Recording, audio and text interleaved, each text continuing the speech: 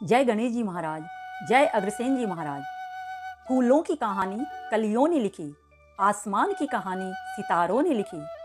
ना रहेंगे ये अग्रवाल किसी के गुलाम, क्योंकि क्योंकि क्योंकि अग्रवालों की कहानी खुद महालक्ष्मी ने लिखी। बोलो महालक्ष्मी मैया की जय। सबको मेरा राम राम। मैं बबीता डालमिया अमर सुहागन यूट्यूब चैनल पर महाराजा अग्रसेन जी की एक छोटी सी जीवन गाथा लेकर आई हूँ। यह मेरी छोटी सी कोशिश है उनके जीवन चरित्र की पावन कथा सुनाने की। मेरा आपसे नर्म निवेदन है कि इस वीडियो को पूरा अंत तक देखिएगा और पसंद आए तो अपने विचार जरूर से कमेंट कीजिए और लाइक के बटन पर जरूर क्लिक कीजिएगा। अग्रवाल समाज भगवान राम के पुत्र कुश के वंशज हैं, इसलिए वे सूर्यवंशी कहलाते हैं। अग्रवाल समाज के पितामह महाराजा अग्रसेन जी का जन्म द्वापर युग के आखिरी चरण में आश्विन शुक्ल प्रतिपदा यानी नवरात्रों में हुआ।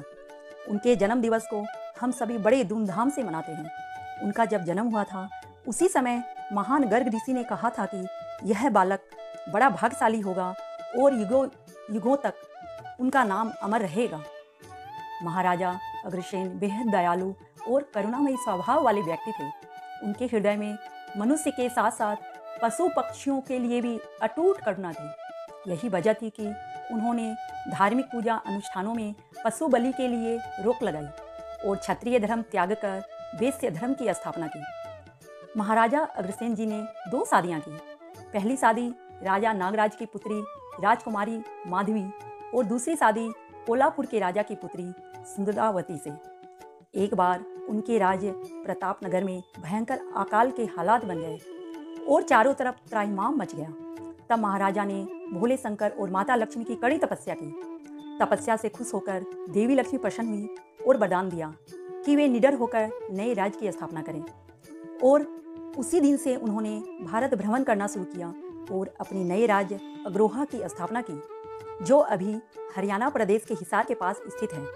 यहाँ माता लक्ष्मी का विशाल मंदिर भी है। अग्रसेन महाराज के 18 पुत्र और एक पुत्री थी। 18 पुत्रों के लिए 18 यज्ञ का संकल्प लिया गया, जिन्होंने 18 ऋषि मुनियों ने पूरा करवाया। यज्ञ में बैठे सभी 18 गुरुओं के नाम पर ही अग्रवंश यानी अग्रवाल समाज की स्थापना हुई और 18 गोत्र बने।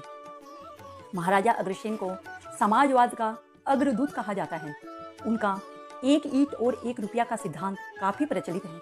उन्होंने अपने इस सिद्धांत के मुताबिक नगर में आकर बसने वाला प्रत्येक परिवार की सहायता के लिए नगर में रहने वाला प्रत्येक परिवार उसे 1 ईंट और 1 तत्कालीन प्रचलन का सिक्का देगा, जिससे आसानी से वो परिवार स्वयं के लिए निवास स्थान और व्यापार का प्रबंध कर सके। इस तरह महाराजा अग्रसेन जी के राज्यकाल में अग्रवाल समाज ने दिन दूनी रात चौगुनी तरक्की की। इस तरह प्रतापनगर के महाराजा व्यापार करने वाले अग्रवाल समाज की उत्पत्ति की और अपने महान विचारों के बल पर समाज को एक नई दिशा दी।